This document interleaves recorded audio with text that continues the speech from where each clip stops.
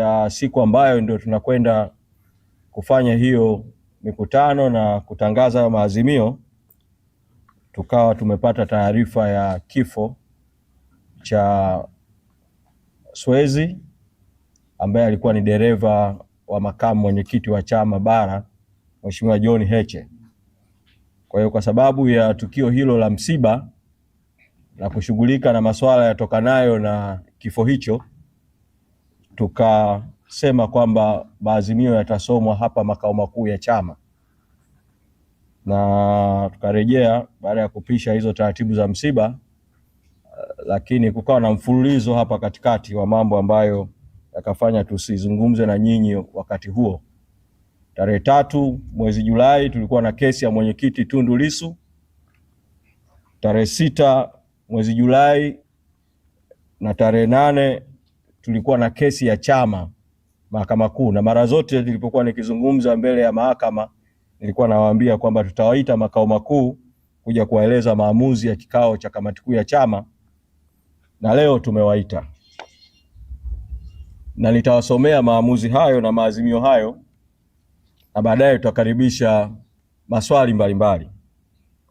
Kamati kuu ya Chama cha Demokrasia na Maendeleo Chadema katika mkutano wake wa kawaida ikiongozwa na makamu mwenyekiti John Wegesa Heche imejadili na kutafakari na kuazimia yafuatayo.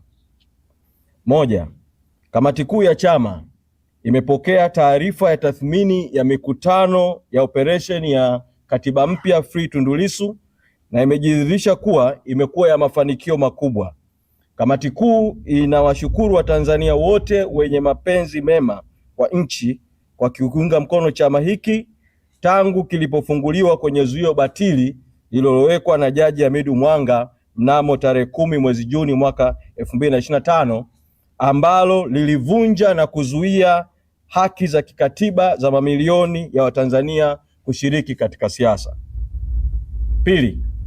Kamati kuu imeazimia kuwa Chadema iendelee kwa nguvu kubwa na operesheni ya katiba mpya Free Tundu Lissu katika kanda za Pwani, Unguja na Pemba, na awamu nyingine operesheni itaendelea mikoa yote Tanzania. Hivyo chama kinawaalika Watanzania wote kuendelea kushiriki shughuli za kisiasa kwa kujiunga nacho kama wanachama, kuchangia, kujenga vizimba vyenye bendera na kuvilinda, na kuendelea kujitokeza katika mikutano ya hadhara ya chama itakayoandaliwa na makongamano na mikutano ya ndani na shughuli nyingine, ajenda kuu zikiwa ni katiba mpya na kuhamasisha kuachiwa kwa mwenyekiti Tundu Lissu, viongozi na wanachama wa Chadema waliobambikiziwa kesi za aina mbalimbali zenye lengo za kuwanyong'onyesha na kuwashinikiza kupitia kesi hizo kujaribu kuwafanya wasalimu amri kwa watawala. 3. Kamati kuu imepokea taarifa kuhusu mwenendo wa kesi ya uhaini inayomkabili mwenyekiti wa chama Mheshimiwa Tundu Lissu. Kamati kuu imeendelea kusisitiza kuwa mwenyekiti Lissu hana hatia na sio mhaini. Kamati kuu inaendelea kutoa mwito kwa Watanzania kuungana na kupaza sauti za kutaka kuachiliwa huru kwa mwenyekiti mara moja. Mwenyekiti Lissu ambaye ndiye mwanasiasa mkubwa kabisa nchini anashikiliwa kwa hila za serikali hii haramu kutokana na yeye na Chadema kukataa kukubali kuendelea kugilibiwa na genge la watawala haramu wanaoongozwa na Samia Suluhu Hassan. Kwa miaka mingi CCM ambayo haiaminiki hata chembe imeendesha siasa za hila, gilba, rushwa, mateso, unyanyasaji na uzalishaji wa vyama vya ushindani. Kukataa kwa Chadema kuendelea kuonewa, kunyanyaswa, kupuuzwa ndiko kumepelekea watawala hawa haramu kumshika na kumfungulia kesi ya uhaini wakati wa operation ya kupinga kushiriki uchaguzi bila mabadiliko ya kikatiba ya kuwezesha uchaguzi huru na haki, no reforms, no election. Kamati kuu inawaomba Watanzania watambue kuwa mashtaka dhidi ya mwenyekiti Tundu Lissu yanatokana na chuki na hila za kisiasa za watawala wakiongozwa na kiongozi wao Samia Suluhu Hassan. Pia ikiwa ni sehemu ya mpango kazi wa chama, kamati kuu imepitisha mikakati na shughuli mbalimbali ambazo zitaongeza msukumo wa ziada kwa mwenyekiti kuachiwa huru haraka. 4.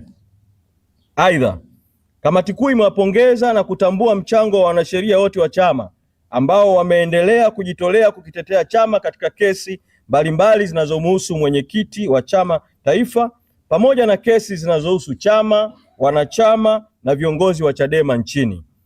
Kujitokeza kwao huko kumefanya chama hiki kusimama imara na kupambana na kila uovu na njama chafu dhidi yake. Kamati kuu inazidi kuwaomba mawakili waendelee kujitolea na kukihami chama hiki ambacho ndicho tumaini kuu la Watanzania katika kuelekea safari ya ukombozi wa pili wa Tanzania. Kadhalika, kamati kuu inawashukuru watu na wadau wote wenye kuwasaidia mawakili kwa hali na mali katika uwakilishi wao. 5. Kamati kuu imepokea na kujadili kauli iliyotolewa tarehe 26 Juni 2026 na Bwana Patrobas Katambi aitwaye waziri wa mambo ya ndani wa serikali haramu na batili iliyojiweka madarakani kwa kumwaga damu za Watanzania. Kauli hiyo ilitolewa bungeni jijini Dodoma juu ya zuio la mikutano ya vyama vya siasa nchini. Kamati kuu imejiridhisha kuwa zuio hilo haramu linakiuka ibara ya 18, 20, 26 ibara ndogo ya kwanza, 29 ibara ndogo ya kwanza na ya pili na ya 5 za Katiba ya Jamhuri ya Muungano wa Tanzania ambazo zinatoa haki ya kujieleza, kujumuika na kutii na kufuata katiba ya nchi yetu, haki ya kufaidi uhuru unaotolewa na katiba, na kikubwa zaidi ikiwa ibara ya 29 ibara ndogo ya 5 ambayo inataka kila mtu katika nchi yetu kutozuia watu wengine kufaidi haki zinazotolewa na katiba. 6. Kamati kuu imeazimia kuwa zuio hilo ni kinyume pia na haki ya vyama vya siasa inayotajwa kwenye kifungu cha 23 cha sheria ya vyama vya siasa. Vilevile, kamati kuu inasisitiza kuwa si waziri wa mambo ya ndani au waziri mkuu mwenye mamlaka yoyote ya kikatiba na kisheria ya kuamuru mkuu wa jeshi la polisi kuhusiana na kuzuia mikutano ya vyama vya siasa. Mkuu wa jeshi la polisi hana mamlaka hayo, na kamati kuu inasisitiza kuwa watawala haramu lazima watambue kuwa Tanzania ni nchi ya vyama vingi na kuwa siasa za vyama vingi ndio msingi mkuu wa utawala katika nchi yetu. Asiyetambua hili ni mhalifu dhidi ya utawala wa sheria na katiba wa nchi yetu na hatakiwi kubakia katika uongozi. Kamati kuu inalaani kwa nguvu zote ukiukwaji mkubwa wa katiba ya nchi uliofanywa na serikali haramu kupitia wale waliopachikwa vyeo. Kamati kuu inadai kuondolewa kwa zuio hilo haramu mara moja na kuwajibishwa kwa wote wanaohusika. Aidha, kamati kuu pamoja na kulaani zuio hiyo inaunga mkono jitihada za kisheria zilizofanywa na zinazokusudiwa kuchukuliwa na wadau wengine wa haki na utawala wa sheria nchini dhidi ya zuio hiyo haramu.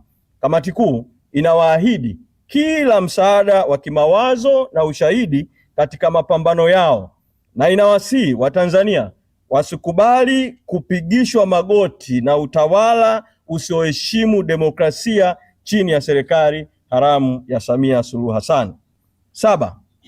Kamati kuu imepitia bajeti ya nchi kwa mwaka wa fedha 2026-2027 na kuona bajeti hiyo ni ya uongo na haiakisi changamoto za kimaisha za Watanzania na ina lengo moja la kumtopesha Mtanzania katika lindi la umaskini.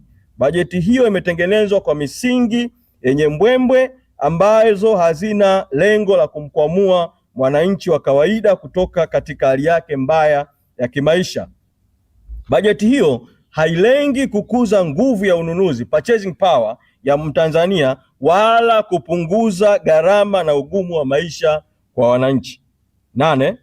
Aidha, katika kupitia bajeti hiyo, kamati kuu imeona kwamba bajeti ya mwaka wa fedha 2026-2027 haijaweka fungu lolote lile kwa ajili ya kugharamia mchakato wa kuandika katiba mpya ya nchi. Ikumbukwe mtawala wa haramu wakati anaapishwa na baadaye alipohutubia bunge haramu lililotokana na uchaguzi wa mauaji wa tarehe 29 Oktoba 2025 na kuendelea, alidai kuwa ataanzia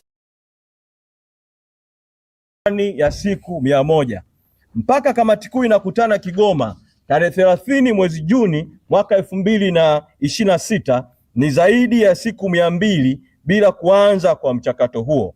Kamati kuu inasisitiza kwa umma kuwa kutokutengwa kwa bajeti ya kukwamua mchakato wa katiba mpya ni ushahidi wa wazi kwa kila mtu kuwa serikali haramu ya CCM hawataki kuandikwa kwa katiba mpya, huku wakiamini kuwa Watanzania ni watu wa kudanganywa kwa ahadi za hadaa zinazobadilika kama kinyonga. 9. Kamati kuu imerejea azimio lake la awali la kuitaka serikali haramu na batili ya Samia Suluhu Hassan kushusha bei ya mafuta kufuatia ongezeko la awali. Ongezeko hili lisingekuwepo kama serikali ingedhibiti ufisadi katika mchakato wa ununuzi, ingetoa ruzuku, nafuu ya kodi na kuondoa tozo nyingi ambazo zimeingizwa kwenye bidhaa ya mafuta. Kamati kuu imepitia nyaraka mbalimbali zinazoonyesha kuwa bei ya mafuta katika nchi yetu ipo juu kutokana na ununuzi wa kifisadi unaofanywa kupitia zabuni na michakato ya ununuzi mkubwa, bulk procurement ya mafuta. Badala ya kuwa nafuu kwa Watanzania, ununuzi huu hivi sasa una tuhuma za kunufaisha genge la mafisadi. 10. Kamati kuu ya chama kwa niaba ya Baraza Kuu la chama ilipokea, ilijadili na kupitisha mpango kazi na bajeti ya chama kwa mwaka wa fedha 2026-2027 na kupanga kuwa bajeti hiyo itatokana na michango ya wanachama na wadau. Aidha, imesisitiza kuwa msajili wa vyama vya siasa anatakiwa kuipatia Chadema malimbikizo ya ruzuku yake yote ya miezi ya Juni, Julai, Agosti, Septemba na Oktoba 2025. Malimbikizo hayo yanatokana na hujuma kubwa zilizofanywa na msajili wa vyama vya siasa kwa Chadema alipokataa kutambua uongozi wa sekretarieti ya chama pamoja na wajumbe wa kuteuliwa wa kamati kuu, sanjari na visingizio vingine viovu vya ofisi hiyo. 11. Kamati kuu imeazimia na kuagiza kuwa nafasi zote za uongozi wa chama na mabaraza zilizo wazi kwa sababu mbalimbali zijazwe kwa kufanya uchaguzi wa nafasi husika. 12. Kamati kuu imeazimia kufanyika kwa kikao cha Baraza Kuu la chama tarehe 15 mwezi Septemba mwaka 2026, ambayo ni siku ya demokrasia duniani. Hivyo Chadema itaazimisha siku hiyo kwa kufanya maamuzi makubwa kuhusu haki, uhuru, demokrasia na mabadiliko nchini ili kutekeleza na kutimiza kazi za Baraza Kuu kwa mujibu wa ibara ya 7.712 ya katiba ya Chadema. Hayo ndio maazimio ya kikao cha kamati kuu kilichoketi tarehe 30 mwezi Juni mwaka huu 2026 Kigoma. Sasa tunakaribisha maswali mbalimbali. Mkurugenzi wa mawasiliano atachukua maswali. Sasa ni simple tu. Waone Viva Promotion kwa mahitaji ya printing aina zote kama vile mabango size zote na aina zote, 3D, 2D na banners, vibao vya maofisini au sehemu za biashara kama hoteli, lodge na kadhalika. Viva Promotions wana print t-shirt na jezi, wanafanya branding ya ofisi kuipa muonekano wa nje wa kuvutia. Wanapatikana Tabora mjini, mtaa wa shule, jirani na chuo cha utumishi wa umma Uhazili. Simu namba 0762484266. Instagram @viva_promotion.